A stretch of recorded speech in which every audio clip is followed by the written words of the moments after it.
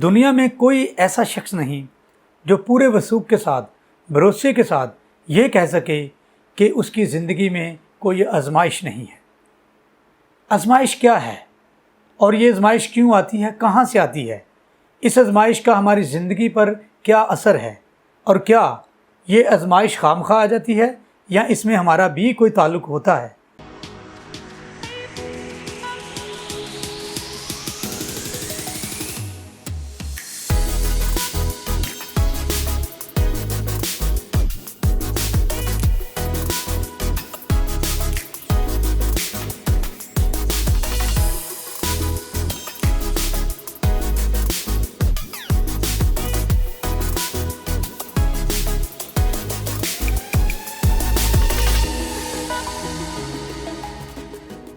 मेरा नाम आसिफ जॉर्ज है और आप देख रहे हैं द रियल चेंज। मैं जब भी कभी अपनी दुनिया पर नज़र करता हूँ तो यकीन माने कि मुझे बहुत खुशी होती है। मैं बहुत इन्जॉय करता हूँ और खुदा का शुक्र करता हूँ कि खुदा ने मुझे इस दुनिया में भेजा। जहाँ पर मैं हूँ मैं अपने इर्द गिर्द के माहौल को देखता हूँ, खुश होता हूँ और बहुत सारी चीज़ें ऐसी हमारी खुशी का बायस होती हैं। इतनी ज़्यादा तरक्की हमारी दुनिया कर चुकी है और रोज़ बरोज़ करती जा रही है, लेकिन इसके बावजूद भी दुनिया में कोई ऐसा शख्स नहीं जो पूरे वसूख के साथ, भरोसे के साथ ये कह सके कि उसकी ज़िंदगी में कोई आजमाइश नहीं है। ये यकीन दहानी करवाना या इतने यकीन से ये बात कहना किसी भी इंसान के बस की बात है ही नहीं, क्योंकि हम देखते हैं कि दुनिया में कोई भी शख्स है, चाहे वो अमीर है, चाहे वो गरीब है या किसी भी कायनात के हिस्से के अंदर उसकी खिदमत हैं, किसी न किसी आजमाइश में मुब्तला नज़र आता है। आजमाइश क्या है और ये आजमाइश क्यों आती है, कहाँ से आती है, इस आजमाइश का हमारी ज़िंदगी पर क्या असर है और क्या ये आजमाइश खामखा आ जाती है या इसमें हमारा भी कोई ताल्लुक़ होता है या हमारी भी कोई ज़िम्मेदारी या रोल या अमल होता है जिसकी वजह से आजमाइश हमारी ज़िंदगी में आती है। अगर हम लफ्ज़ आजमाइश पे गौर करें तो ये बड़ा सादा सा लफ्ज़ है और हमारी ज़िंदगी में आम तौर पर इस्तेमाल होता है।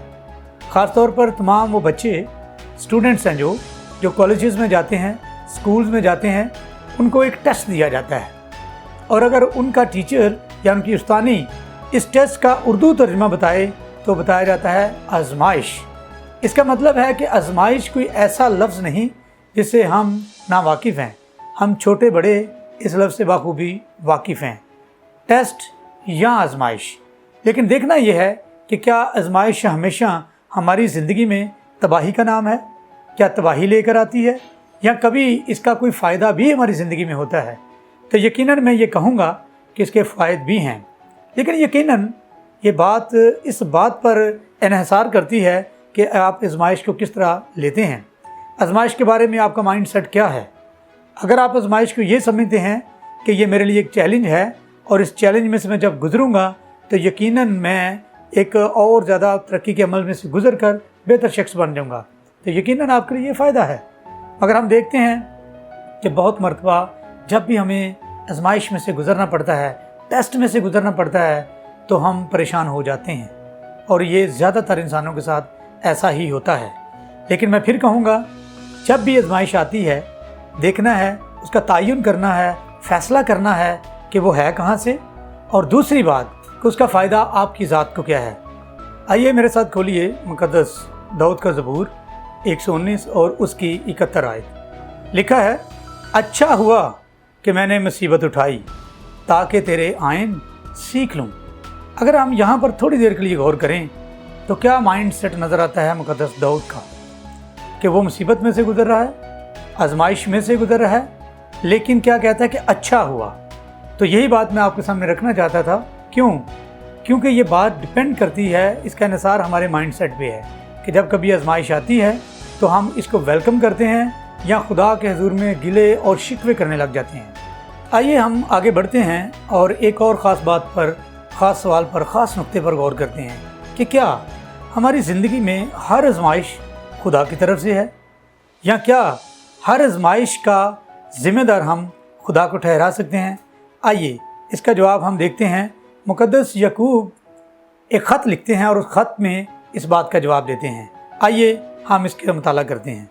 मुक़द्दस याकूब का ख़त, उसका पहला बाब اور اس کی 13ویں آیت سے میں پڑھوں گا۔ جب کوئی آزمایا جائے تو یہ نہ کہے کہ میری آزمائش خدا کی طرف سے ہوتی ہے، کیونکہ نہ تو خدا بدی سے آزمایا جا سکتا ہے اور نہ ہی وہ کسی کو آزماتا ہے۔ یہ تو بڑا واضح ہو گیا کہ خدا کسی کو نہیں آزماتا۔ اگر خدا آزماتا نہیں تو ہماری زندگی میں آزمائش کہاں سے ہے؟ آئیے اس کی اگلی آیت کو پڑھتے ہیں۔ ہاں، ہر شخص اپنی ہی خواہشوں میں کھنچ کر اور پھنس کر آزمایا جاتا ہے، اور پھر خواہش حاملہ ہو کر گناہ کو جنتی ہے، اور گناہ جب بڑھ چکا تو موت پیدا کرتا ہے۔ آپ غور کیجئے کہ کتنی خطرناک حالت ہے۔ اس لیے تعین کرنا بہت ضروری ہے کہ ہماری آزمائش کیا خدا کی طرف سے ہے؟ کیا ہم اپنی آزمائش میں خدا کو ذمہ دار ٹھہرا سکتے ہیں، یا محض ہم انسان ہونے کے ناطے اپنی ذمہ داری سے دور بھاگنا چاہتے ہیں، جو کہ عام طور پر انسانی فطرت میں نظر آتا ہے؟ تو میرے عزیز بہن بھائیوں، یہ دیکھنا اور سوچنا اور سمجھنا نہایت ضروری ہے، ورنہ یقیناً ہم خدا کے بھی گناہ گار ٹھہرتے ہیں۔ کیونکہ ایک جگہ خداوند یسوع مسیح یعنی حضرت عیسیٰ اپنے حواریوں کو کہتے ہیں کہ جاگو اور دعا کرو تاکہ آزمائش میں نہ پڑو۔ اس کا مطلب ہے کہ کبھی آزمائش اگر خدا کی طرف سے آ بھی جائے تو ہمیں کاربند رہنا ہے اور ہمیں دعا کرنی ہے، کیونکہ اگر تو خدا کی طرف سے آزمائش ہے تو یقیناً وہ ہمیں بہت کچھ سکھانے کا سبب ٹھہرتی ہے، اور اگر ہم اس میں سرخرو ہوتے ہیں، کامیابی سے گزر جاتے ہیں، تو ایک خاص چیز پیدا ہوتی ہے، اور وہ ہے گواہی۔ گواہی جو ہے وہ ہماری آزمائش کا نتیجہ ہے، ہماری آزمائش کا رزلٹ ہے۔ اگر ہم کامیابی سے اس آزمائش میں سے گزرتے ہیں تو ہم دلیری کے ساتھ گواہی پیش کرتے ہیں کہ مجھ پر یہ آفت آئی مگر میں اس آفت میں سے گزرا، کیوں؟ کیونکہ میں نے خدا کے ساتھ اپنے تعلق کو مضبوط رکھا۔ میرے عزیزو، اس بات کا تعین کرنا کہ آزمائش کہاں سے ہے نہایت ضروری ہے۔ لیکن اگر ہماری آزمائش ہماری اپنی خواہشوں کی وجہ سے ہے، ہماری اپنی سوچوں کی وجہ سے ہے، رویے کی وجہ سے ہے، یا کمزور فیصلوں کی وجہ سے ہے، تو یقیناً ہم خطرناک حالت میں ہیں، کیونکہ جب ہم خواہشوں میں پھنس جاتے ہیں تو پھر گناہ پیدا ہوتا ہے، اور گناہ موت کو جنم دیتا ہے۔ اس بات سے واقف ہونا بہت ضروری ہے کہ گناہ بھانج نہیں ہے۔